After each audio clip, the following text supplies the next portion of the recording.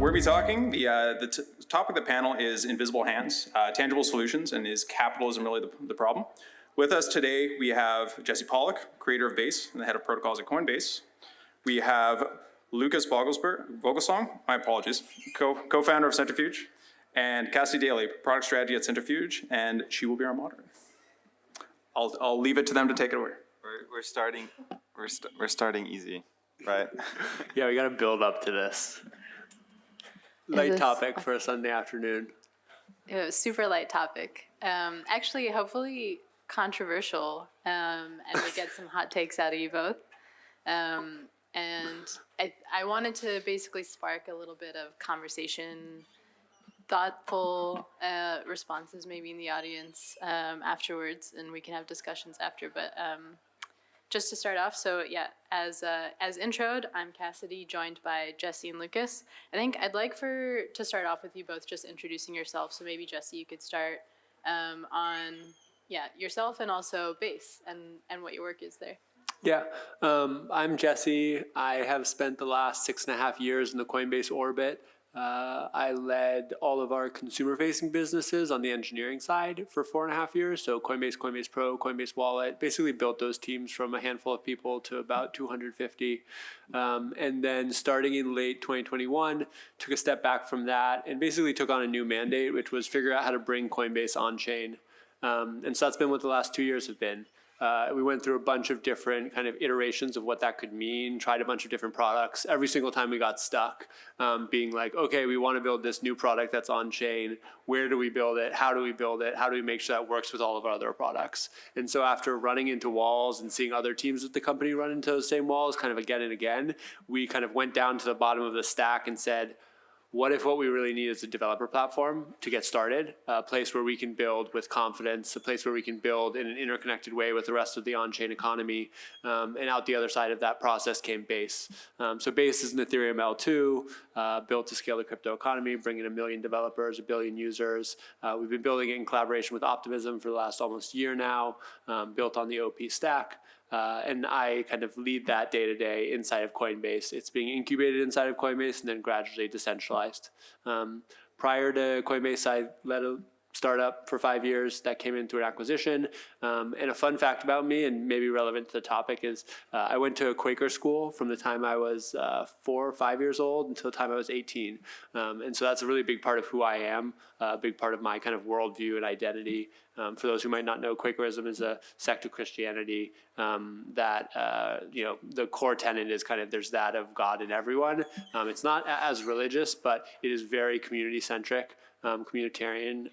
The values are simplicity, peace, integrity, community, equality, and stewardship. And so as I think about this panel and the conversation we're going to have here, my intuition is a lot of the thinking will flow directly from that history. Nice.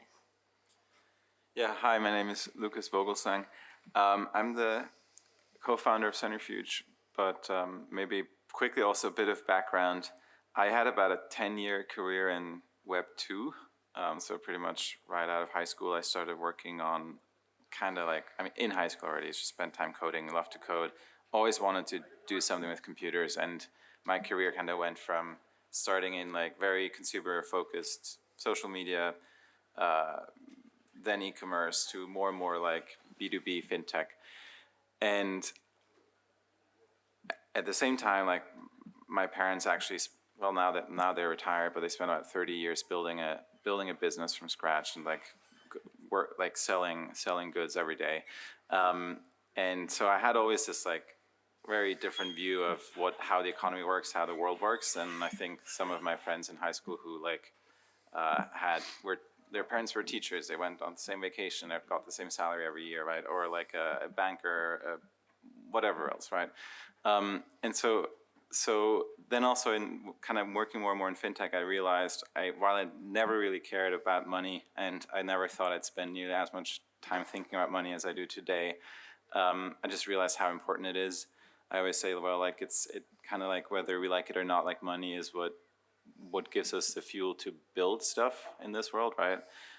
So I more and more kind of started working on that, and then in 2017 got into crypto seeing, okay, well, like if we can actually program money, there's so many cool things we can do that we couldn't do before, and that actually trying to allow everyone access to this like new financial system is extremely important, because it actually, going back to my fintech days, it allows like the smallest businesses to compete with the largest businesses, right? If you have like very unequal access to money, you're always at a disadvantage. No matter what you do, if your competitors can borrow money more cheaply, you're gonna pay more. Your customers are gonna have to pay more to work with you, right? And so all of that kind of boils down to like, if we can open up this financial system, like we're doing a huge service to the world, and like give it kind of equaling these opportunities. So Centrifuge, then, just maybe very briefly what we do now, we started working with DeFi before DeFi existed as a word, and kind of try to figure out how do we allow normal people to borrow against their houses, against their like trade finance assets, really anything. And so we kind of stuck to that, and what we now call real world assets is basically bringing these assets on chain and allowing them to be used as collateral in Maker, for people to hold these tokens and earn interest, right, and for ultimately borrowers to get funded by investors that invest in stablecoin. Thanks for the intro, guys. I think I love Centrifuge. Big I also fan love from the beginning. Centrifuge. I feel like I remember back, I don't know, maybe it was like 2016 or 2017. It was 2017. 2017, Yeah, right? yeah. Like I feel like when Centrifuge launched in 2017, it was like the thing that I looked at and was like, oh, that's what's gonna happen. Like everything's gonna come on chain, and then the whole world is gonna be mediated by these new software constructs. And so I know it's been a long journey for y'all, but yeah, from the beginning, it was like that was really one of the things that connected the dots for me as we were starting to think about this new on-chain economy emerging. Nice. I want to get into that a little bit later in this conversation, but I want to dive a little bit more into details first so that we could take a step back. And just a question for both of you. Lucas, you kind of started alluding to this. I want to ask you both, getting into the details, what flaws do you see in the financial system today?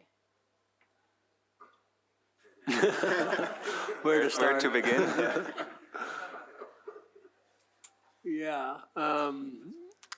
I mean, so many flaws in the financial system today. I mean, I think the like broadest observation is that if you look at the financial system today, it's incredibly centralized, and I think it's only becoming more centralized, and that means that you end up having a small number of players with an outsized amount of influence and control in the day-to-day lives of people across the world.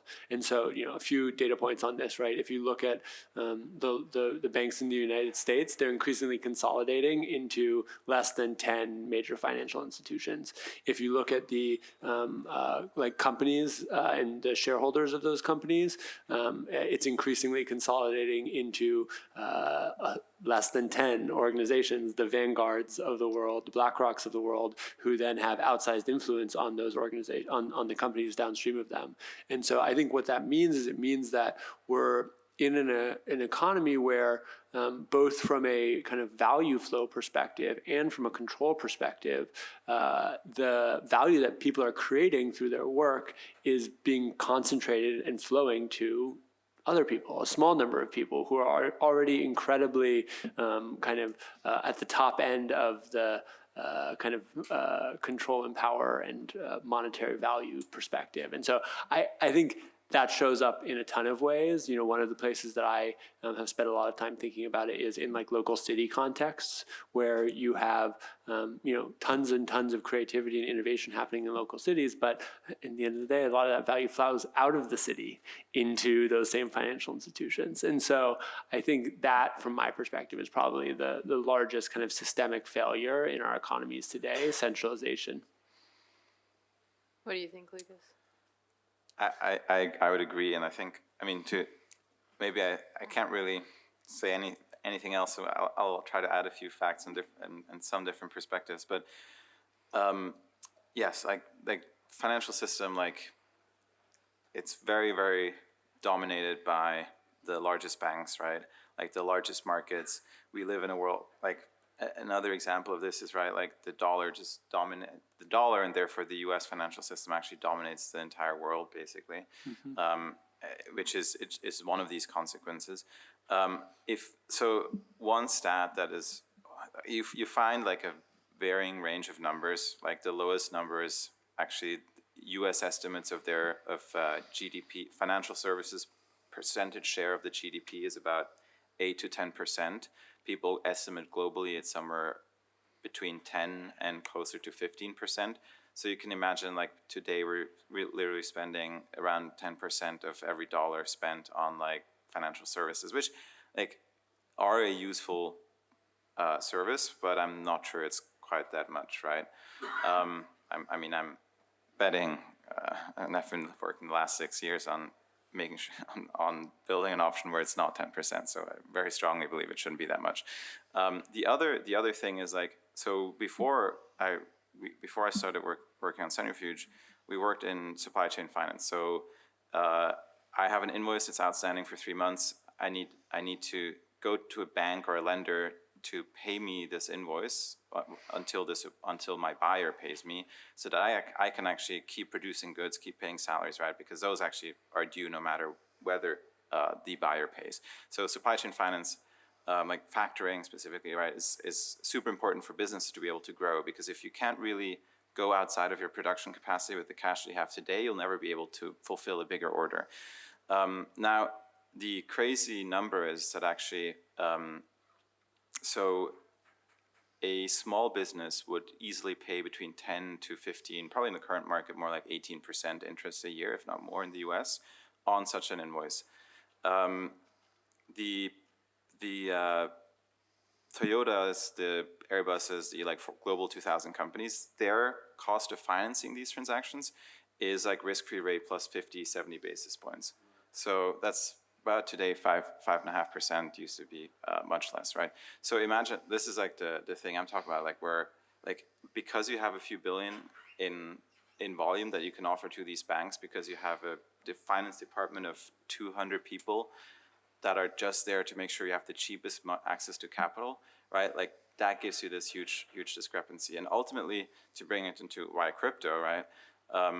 Like if you look at the margins of DeFi versus the margins of banks versus the margins of non-bank lenders, like I have this on a slide sometimes when I give presentations, but the extreme difference between obviously what a smart contract has to charge you in fees versus what a bank has to charge you in fees is like pretty apparent, right? So I think the more we can move towards that, actually the better we can make it ultimately for the smallest borrowers and lenders, because they pay the highest relative fees today, right? And in automating this, ideally the computer should not have as much of an overhead. Yeah, and I'd say two kind of like themes that I think flow from Lucas's observation there that we think about a lot at Coinbase is, one is that our systems are just really old today. Like if you look at the processes that those 200 finance people are going through to get that much lower interest rate versus the small business, it's paperwork. And it's working with financial systems that were literally built 50 to 70 years ago with software that was built 30 to 40 years ago. And so I think that, just like the technology being old and slow and complex and incredibly laborious and bureaucratic, that is one of the things that both increases the cost and makes the cost very variable depending on how many resources you can put into kind of wrangling that legacy system. So I think that's one aspect. And the other aspect is, again, because those systems are so old and because in many ways they've been captured by both kind of institutions and states, you end up having very variable experiences across different regions, right? So your access to capital, your access to liquidity in the United States is radically different than if you are in Nigeria or Kenya. And that's because all of these financial systems, even the best ones, are still kind of siloed to the geography that they were built in. And so I think one of the things that we're really optimistic about with crypto is just the opportunity to upgrade the system, where it's like we have this 50 to 70-year-old system. We also have software. let's take that software and build a new system that doesn't require 200 finance people and isn't just for the United States, but is instead for the global audience that can run instantaneously powered by software and thereby bring down costs 100x, 1000x, and make it accessible to everyone in the world. I think these are some really good examples of these flaws that we see in our systems today. So keeping that in the back of our minds, jumping into our main controversial question, when people say that capitalism is the problem here, do you think these flaws are representative of that statement, or what do you think people really mean when they're thinking of capitalism being the root cause of this problem? I feel like I've been taking on. I'm happy to take it, but you can also go first. So when I try to answer the question for myself, well, first of all, I'm very cynical, so maybe I'm a bit too cynical for this. So I would say capitalism is the least worst solution we have today. Is to me is not quite wrong, and I go back and forth on whether while trying to predict what the future will look like or trying to think of what is a better alternative. I can't really think of one today, and so I'm trying to think of what are the things that are good about capitalism, and what are the things that are maybe not so good in the version of capitalism we have today. Because I do think, as with any system, communism in theory, you can paint a pretty interesting picture that might not sound as good, but of course in practice, how it's been implemented in the past, obviously was probably some of the worst ways of trying to go about it. In capitalism, in the same way, what we talked about definitely comes not from maybe the fact that we're living in a capitalist world, but we were living in a world where actually you don't have really capitalism. You have capitalism that's overloaded with a bunch of rules and systems that make it hard to really have a free market exist, right? The globalist, what is it called? Systemic banks in the US, these 10 financial institutions they talked about, they get different treatment than everyone else, right? What the US did when First Republic and Silicon Valley Bank and these other banks started failing is they just said, all of these financial institutions we know we like, the couple of hundred that have access to the Fed, that can borrow from the central bank, we're going to solve all of their problems, their financial issues, right? That does not create a capitalist market where anyone offering a service can offer it and sell it, and anyone can benefit and can ensure they get actually paid a price for what they're paying, right?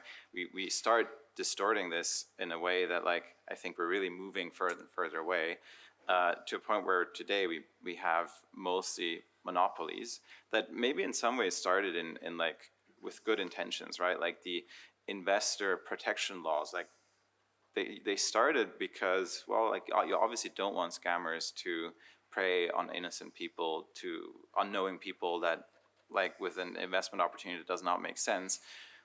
Probably should solve that problem, but now having a gated system where only if you can spend a couple $100 million on your IPO, not ICO, only if you can spend an insane amount of money on that, right?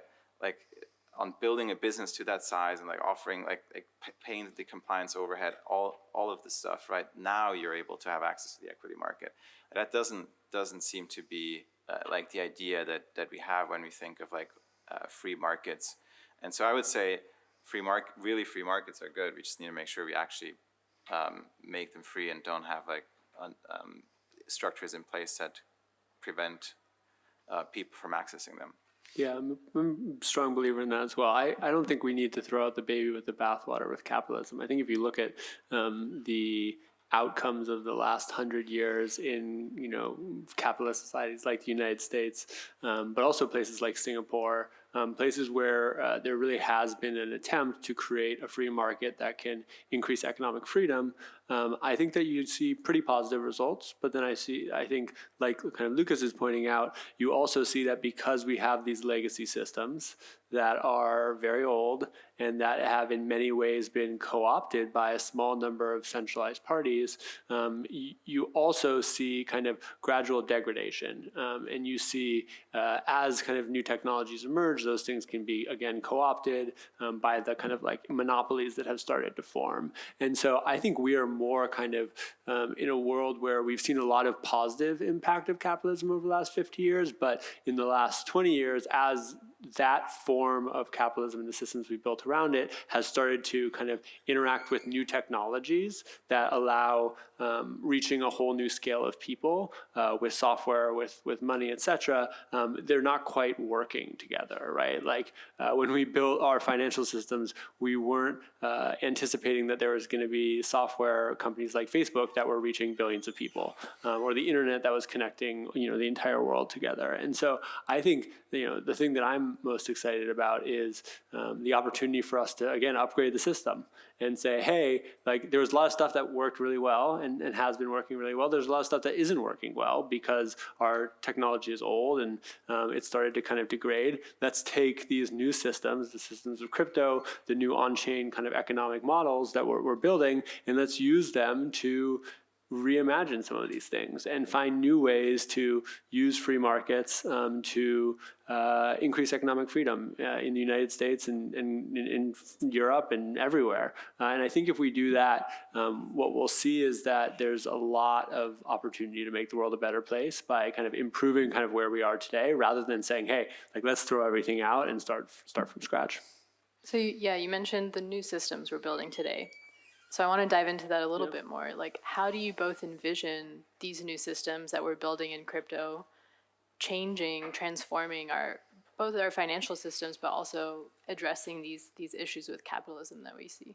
Yeah, I think one of the biggest changes that we'll see, I guess two big changes that we'll see. One is that I think we're going to move from a world where the financial systems and the economic systems that we have are primarily siloed into kind of specific geographic regions or like state regions, like in the United States or the Eurozone, into a world where we do have a fundamentally global economy that anyone anywhere can participate in if you have a cell phone and an internet connection. And that's increasingly everyone in the world. And I think that foundation is going to be incredibly powerful as a kind of foundation for building other systems on top of. And so that's not to say that we won't still have some components within the global system that will be, more kind of region centric. For instance, with like real world assets or off-chain assets, you might have, still having, United States regulated offerings that are happening on chain, but those offerings will be happening in the context of a global system that lets them be interoperable with other offerings from other regions, and lets them kind of build on a platform of technology that is fundamentally global and accessible to everyone. And so I think that kind of shift into a like global from day one economy is going to be probably like the most transformative thing we see.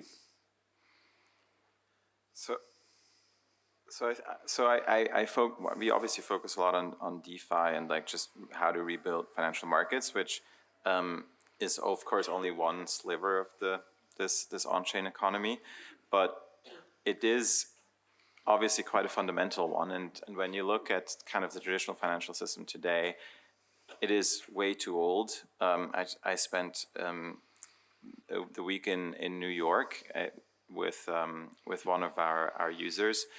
I talked to a person working at a fund. They're managing $300 million in assets, and somehow they can't find a discrepancy of $30 across 5 different systems of record. Now, you can imagine when you want to manage $300 million, and they spent a week now looking and trying to talk to the bank, to the custodian, to the broker, to the valuation company, right, trying to figure out where this is. And like you start wondering, like, and they're like professionals, and they worked at major banks. Said, yeah, like this used to happen all the time when I was at this bank, and like, yeah, like we'd have to call our back office and then go looking, right? So like what I'm saying is like when we think of these like financial systems, these global these like institutions with thousands of employees and like trillions in assets under management, like we think it's all like just going on, like opening up your phone and like doing some things and like it magically works when you connect your e-banking. Like no, actually, like behind that, like this is extremely outdated infrastructure. And so like the difference between executing a trade and settling it, but the difference between like where your assets are, who has reporting on it.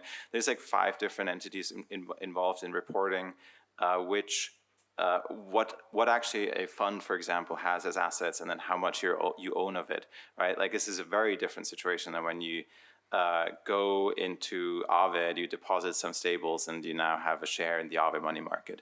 Or you go into you go on Uniswap and you buy the tokens you want, right? There's no report, like there's no $30 getting lost there, and there's not 5 different intermediaries involved either, and it takes a second, maybe 15 seconds. But right, it's basically instant. Like compared to anything else, it's instant because those people still measure settlement times in days. So think about that, right? Like if we can create. So this complexity of the system doesn't just create like a huge amount of work and makes it inefficient. It actually does mean that unless you can invest a lot of money in building this market, you're not able to participate or join it.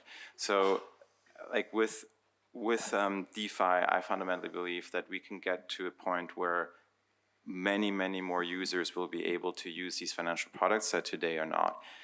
In the US, maybe in Europe, we're quite used to being able to, at least as consumers, go install a fintech app and now put money into treasuries or borrow money, right? Or send money to our friends using Revolut. But this is just the front end. The whole back end is still relying on this old technology. Also, if you're in a different market, you don't have these options, right? Like try going to, you mentioned Nigeria, like installing Revolut and Robinhood is not an option there. So I think like that's like when we want to upgrade the system, as you're saying, having these financial primitives exist on chain in a way that they're automated, they're like audited, transparent, fair, but then also safe to use, right? And we still have a lot of work to do there. Then I think actually we're getting to a point where probably capitalism is less of a problem than it is today. So if we're looking to, these new systems that we're building as being part of the solution, can you give me a real example, for example, with Base, like how you're targeting this new system that you're envisioning in the future? Yeah, I mean, I'll throw back to the comment I made about cities earlier. One thing that we're seeing kind of emerge this summer on Base is that there's a community in Oakland that's building a local community currency called Oak. That's a local stable coin. And the whole concept behind it is if you look at a local city economy today and you look at the transactions that are happening in that economy, 2 things are happening. One is on every transaction, somewhere between 2 and 4% of that transaction value is seeping out into, mega corporations, the Squares, Visas, MasterCards of the world. And then 2, on many transactions, those transactions are actually happening outside of the community. So, you spend your money at your local coffee shop, and then your local coffee shop goes and spends that money on Amazon. And what that means is it means that the money and value that flows into a community is flowing out of the community pretty quickly. And so over the last 50 years, we've seen a lot of attempts to figure out, okay, how do we spur reinvestment in local communities? And, like community banks are one of the great examples of that, where the idea is kind of you save your money in a community bank, the community bank reinvests that in the community through kind of loans to small businesses, et cetera, and that kind of creates a regenerative cycle. This idea of a local community currency is kind of that reimagined for this new on-chain economy and with these new tools. Now, if you are kind of spending in that local currency, you're not paying the transaction fees to the Visas, MasterCards of the world. So right there, you're saving the local business something like 2 to 4%. And local business margins, general average gross margin for a local business in the United States is 5%. And so if you're saving 2 to 4% on transaction fees, that's not nothing. It's like 50% of their gross margin that they're saving.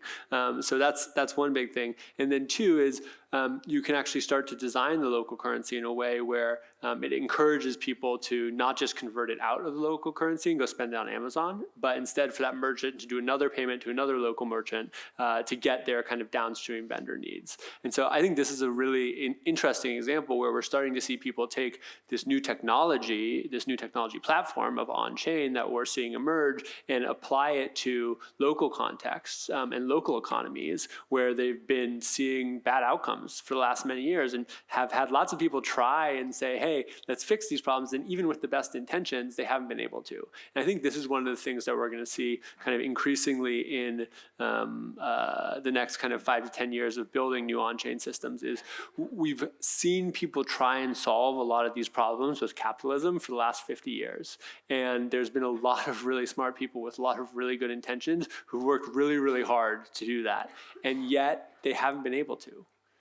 They've gotten stuck. You know, if you look at cities around the world today, and in the United States, I think in particular, like those cities are in many ways stuck in bad feedback loops where there's bad outcomes for local residents. And I think what I expect to happen in the next 5 to 10 years is for the first time, because we finally have a technology breakthrough that enables us to build new systems, those good intentions are going to start translating into good results, where we're actually going to be able to take that technology and use it to build new systems that deliver better outcomes for the people who are in those local regions. And so that's not just going to happen in cities, it's also going to happen in states, and it's going to happen in countries, and it's going to happen globally, where we basically are going to upgrade the systems that we have from things that are 50 years old, that are controlled and monopolized by a handful of organizations, and we're going to transform them into software-powered, decentralized economies that work way faster, way cheaper, and are fundamentally owned and operated by the people who are actually using them. And I think it's going to be it's hard to describe how much of a positive impact I think that will make on the world over the next decade. Can I throw the same question at you, Lucas? I mean, amazing to hear about visions for the future, but is there anything tangible like this oak example that you could point to today? I think I do want to point out, because I do think it's quite a valuable learning in finance in general, that you made the example of the gross margin of a business being 5%. So a credit card fee of 2% is actually, 40% of their entire profit. That is something that is equally true with the cost of capital, right? Like if they need to finance $100 worth of goods at 10% interest rate a year, that eats into their 5% profit margin immensely.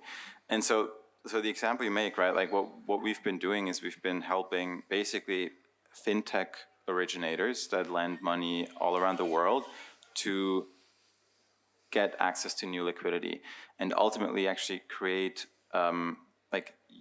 make their debt more liquid.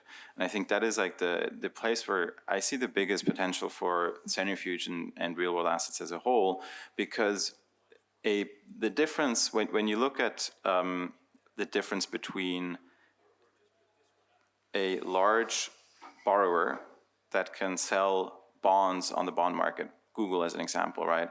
They get a relatively liquid market. I can buy Google bonds, and I know that if something bad happens and I need this liquidity, I can call up a broker, or I can maybe even on my app, right, like sell this thing right away. So I have a reasonable expectation that I can liquidate it. That means I'm actually willing to take a much lower interest rate than if I lend money to some small business and I know it's almost impossible to find someone that wants to buy this right now, right? Because just coincidence of ones, like it's too small, right? It's like it's hard to like sell an individual loan unless you're able to chunk it up and sell a bond on the bond market.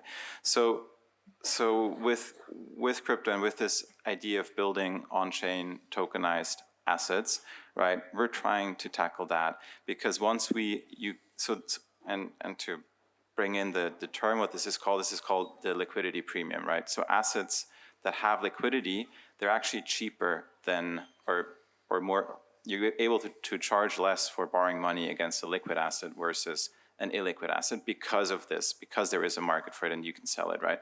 So if we can actually make a larger part of the market of debt, right, from where today only the largest bonds are liquid and everything else is kind of liquid and hugely inefficient, to making more and more of that liquid by making the underlying technology more efficient, just making it easier for these things to trade, making them more easily understood, transparent, standardize them, right? Then you're creating this liquidity premium for a larger segment of the market. And so that will actually benefit like local, like real estate investors, trade finance businesses, transactions, right? All these things. And I think that is like where I hope DeFi is going with what we're all building. Yeah, I'll just add one more example there because I think this one gets overlooked because we have to build a lot of really complex systems in order to kind of replace the complex legacy systems of financial market. But I also think there's simple ones like literally stablecoin transfers, right? Like if you look at the United States today and you look at the very common pattern of people sending money outside of the United States, the average cost for someone to do a remittance to an international country is $40. The average cost, $40 in 2023. Think about that. If you are a everyday American who is earning an $8.50 minimum wage and you are working 40 hours a week, you are earning about $320 a week.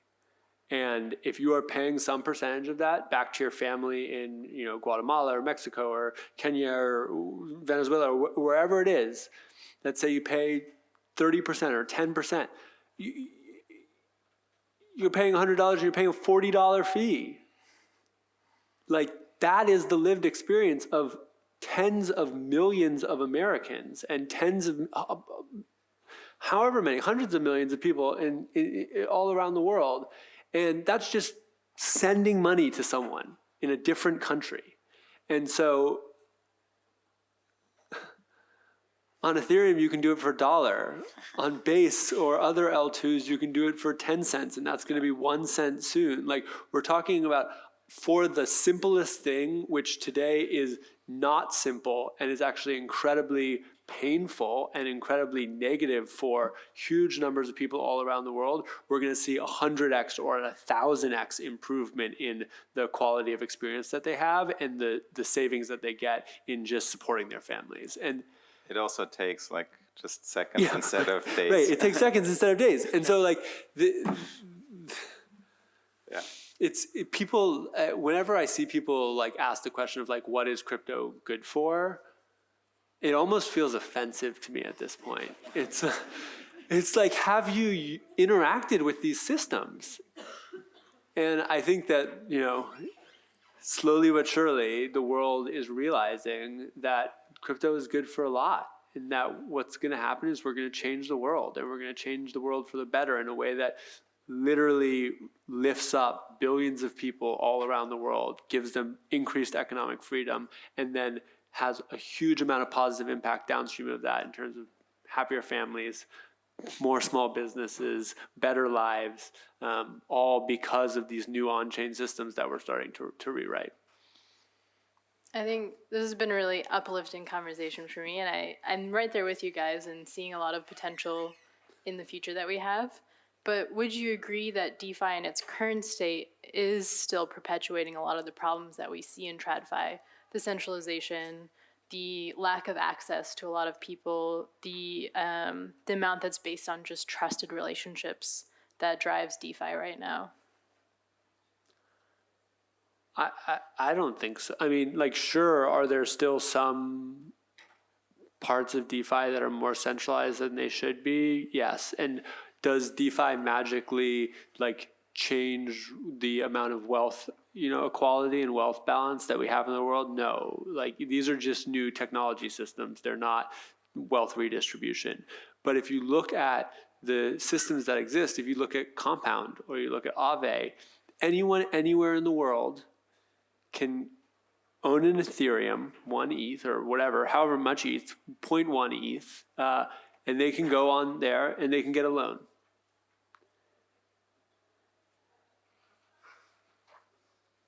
Like, is there a non-crypto system that makes that possible anywhere in the world? Like, I don't think so, right? Like for most people, most places in the world, they might have zero other way to get access to leverage or to access cash flow. And so are these systems perfect? Absolutely not. But do I look at DeFi and see like a centralized morass of, no, I think these systems are working good. They're just, it's just early, right? You know, we're on V3. You know, if you look at our existing financial systems, they took 50 years to build.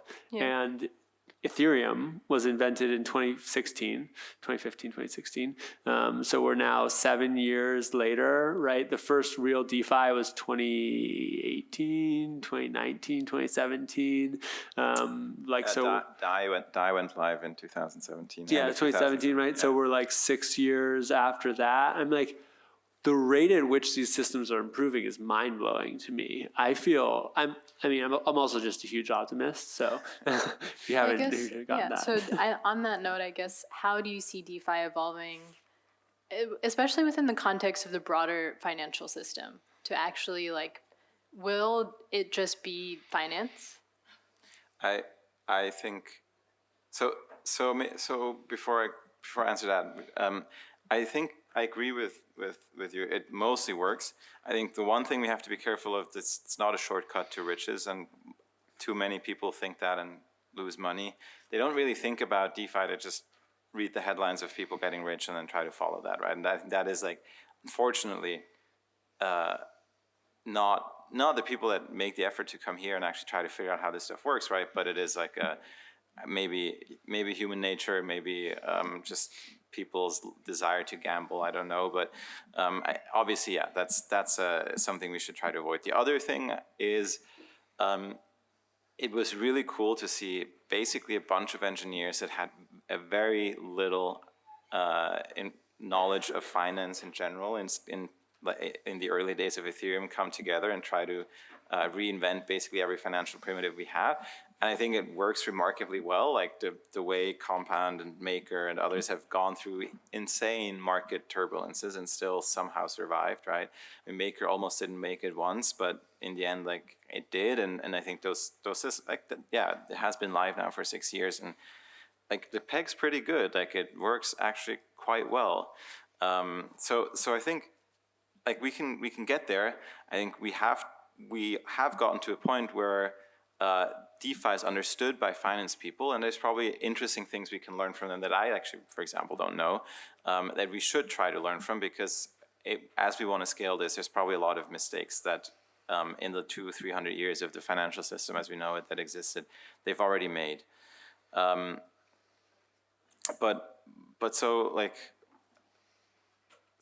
I think this is the important thing to focus on with where DeFi is going, and I do believe that ultimately DeFi today resembles the internet in the 90s. Now, my watch today goes on the internet, right? So if you think of 10 years fast forward, probably DeFi is just a financial system, and it is probably just going to be a backend that people access through different ways. Maybe hopefully in a non-custodial wallet that will literally run on your watch or some other way. Yeah, and to be clear, I definitely don't mean to say that DeFi is perfect and we have nothing we're still day one, day zero from my perspective. But I think it's really, I don't know, I feel pretty inspired every day waking up and looking at what we've built and being wow, it's only been 6 years. That's crazy, right? It blows my mind that we've built this much in 6 years. And I think the next 6 years are going to probably be 10x as fast and 10x as impactful. I think by the end of the decade, the whole world is going to be transformed, and it's going to be running on chain, and it's going to be powered by DeFi as we know it today, but 10x better, 10x more scaled, and reaching 100x, 1000x more people. So I'm excited to continue putting our heads down and doing that work over the next 6 years, so that by the time we reach the end of the decade, we can look back and feel even more proud. Awesome.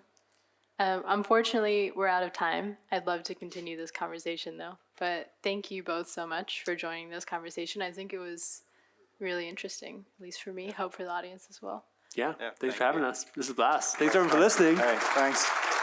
Hooray. We have our work cut out for us, huh? And just a note, so this was a panel to basically kick off our real world asset track within Funding the Commons. And so I believe that we're gonna, if anyone who wants to dive into real world assets in particular, we're gonna be breaking out into the SAL room. Yes, there's the SAL workshop room. It's right in the corner, almost across from the corner. So if you want to continue the discussion, I'm really excited for Centrifuge to host that workshop. One last round of applause for our panel.